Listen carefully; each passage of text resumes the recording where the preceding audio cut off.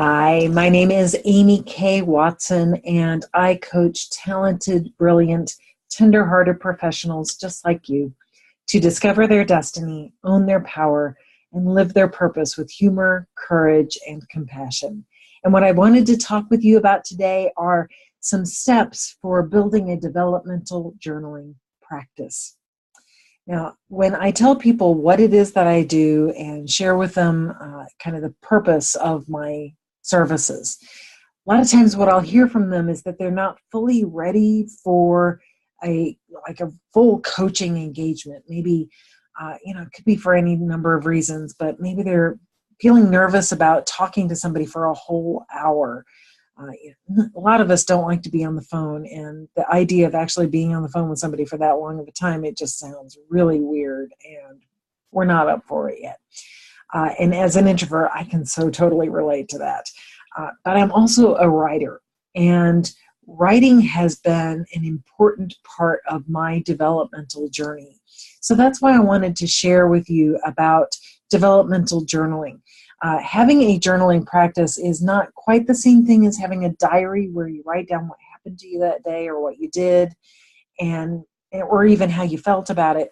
It's more of an intentional practice of observing, thinking things through, and not just thinking through what happened today, but what's happened throughout my life.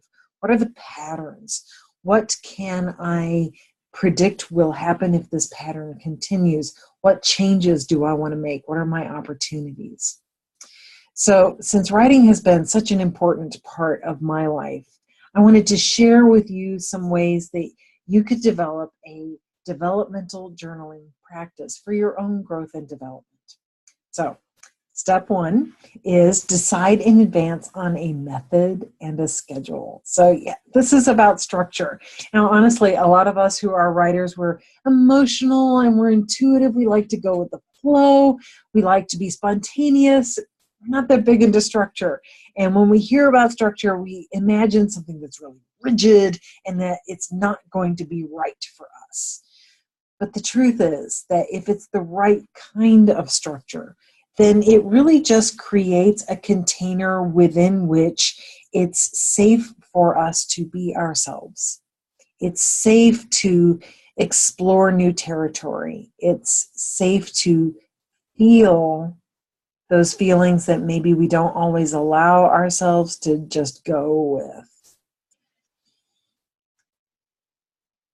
Now, I love people who write and who are so go with the flow. I love how writers like that can bring an experience of intimacy and warmth, even in the midst of chaos. And at the same time, I know that if we don't have a container for those powerful feelings that we sometimes have, then we actually wind up holding ourselves back. And we don't really create something that others can relate to. We might be able to vomit on the page and just create reams of emotional gunk, but it's not necessarily something that you'd be willing to share with people.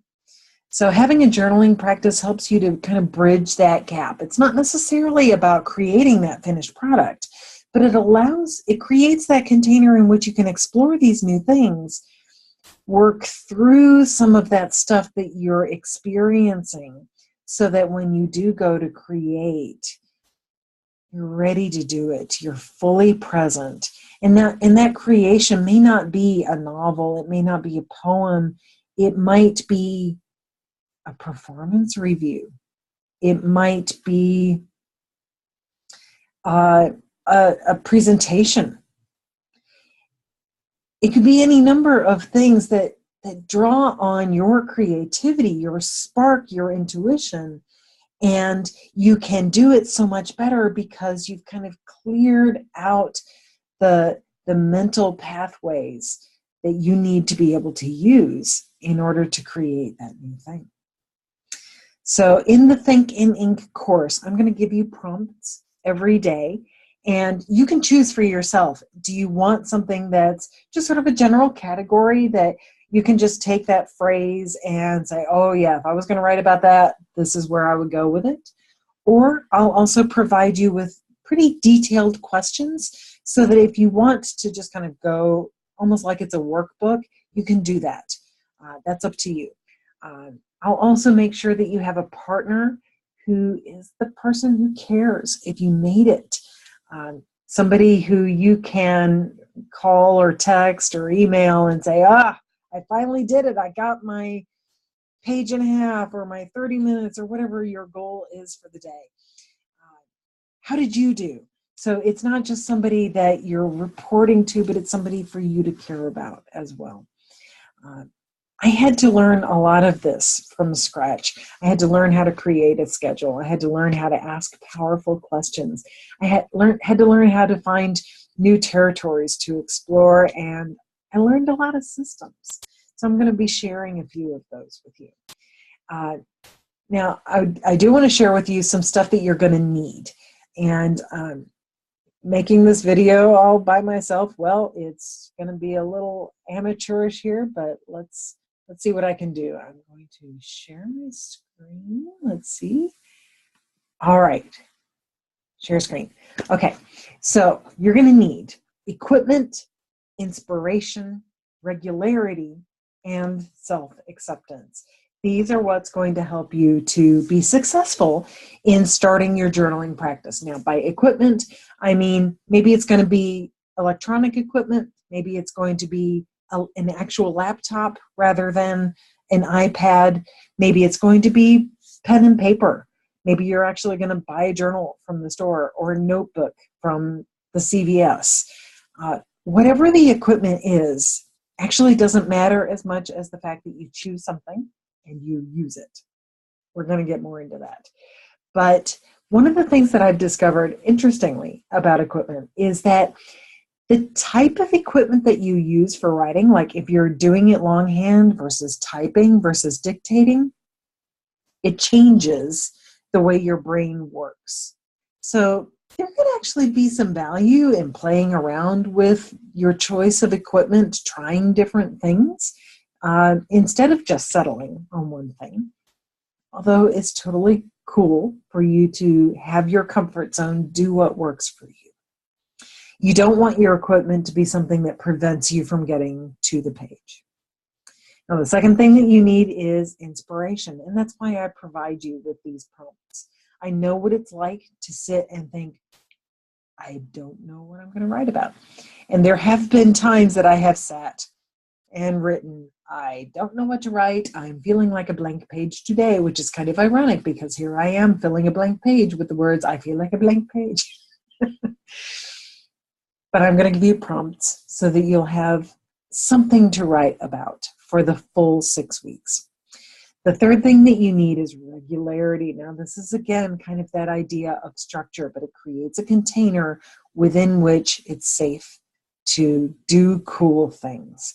So regularity means the same kind of thing that you might have heard in school when you were taught to have a regular study schedule. Now, I don't know about you, but my regular study schedule was on the bus on the way to school.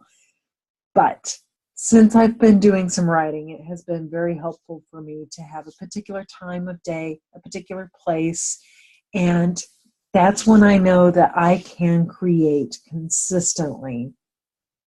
I may not be creating quality every time, but I can create. I can get some words on the page.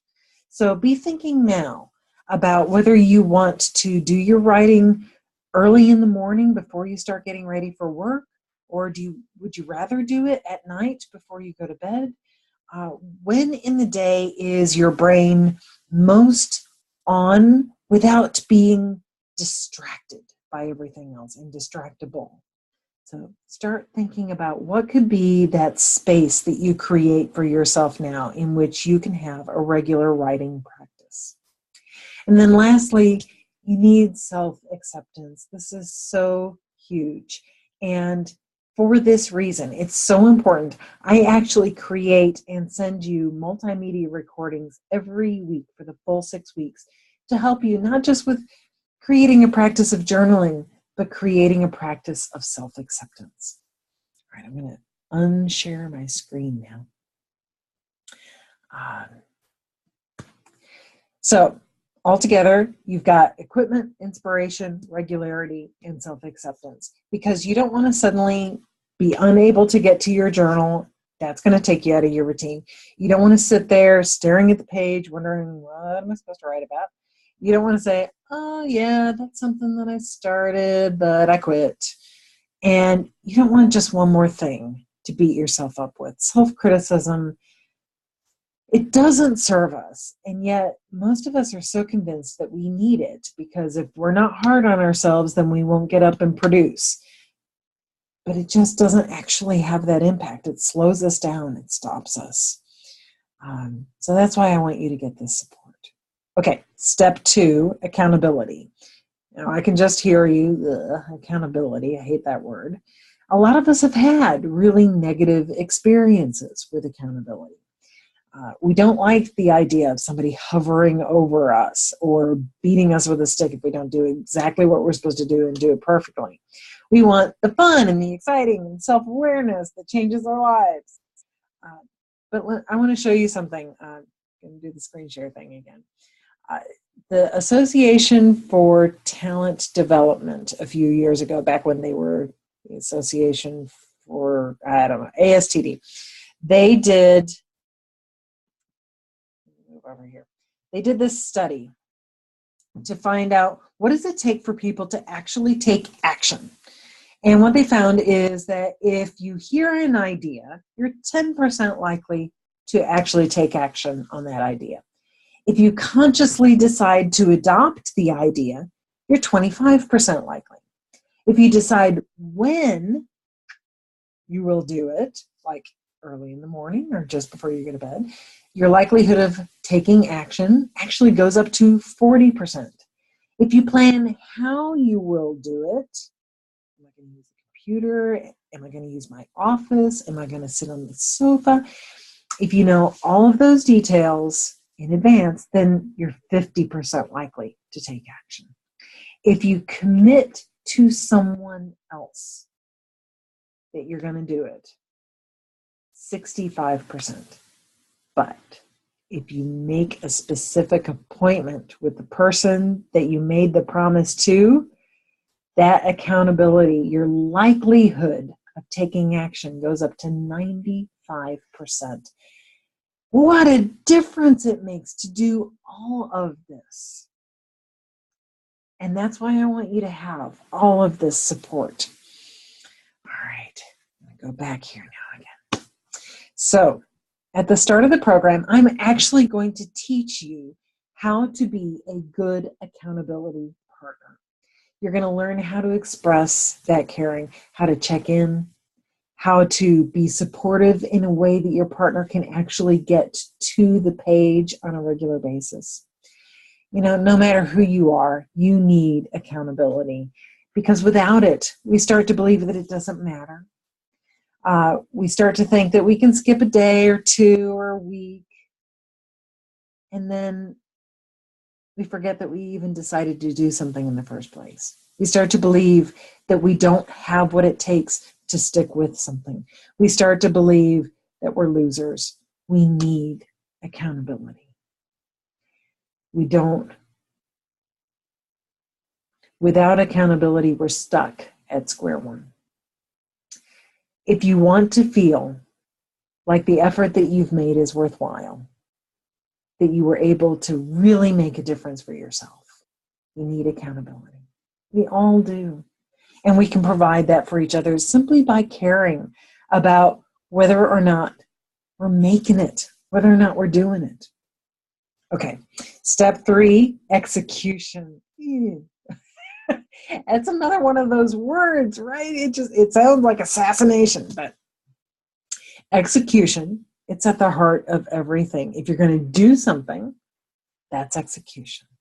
So if you don't actually follow through and do it, then it's like you made great plans, you had great ideas, but where did it go? So you're going to need that routine. You're going to need to know when you're going to write and how, using what. You're going to need to know what you're going to write about. You're going to need to have that person that you can send the text to and say, I made it. How are you doing? And you need to live a life. You need to go to work. You need to get social support. It's all life. And it all goes into and enriches your writing practice. So it's all of a single piece. So I will do everything on my end to make sure that you get going with all of that. Because one thing I've learned, you need to be able to get through the daily reluctance to commit. You need to let go of that inner critic.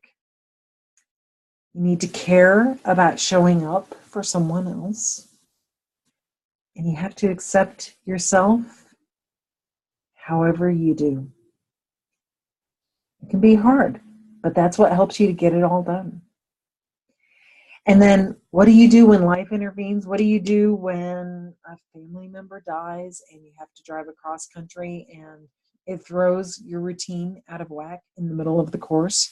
What do you do if you suddenly lose your job and the idea of doing something like writing on a daily basis stops seeming as important as it did when you started the course?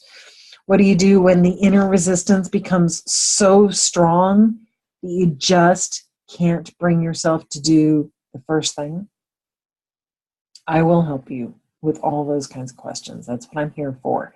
So that's one reason why in the course you get 2 half-hour coaching sessions with me. Now, typically I encourage people to do one towards the beginning and one towards the end, but they can be at any time. And we schedule them based on what you need. It doesn't have to be about anything in particular. You set the agenda. So finally, last step, own it. I mean, what does it mean to have a journaling practice? But to develop self-awareness. Self-awareness isn't just required for good journaling. It's a necessary ingredient for a meaningful life.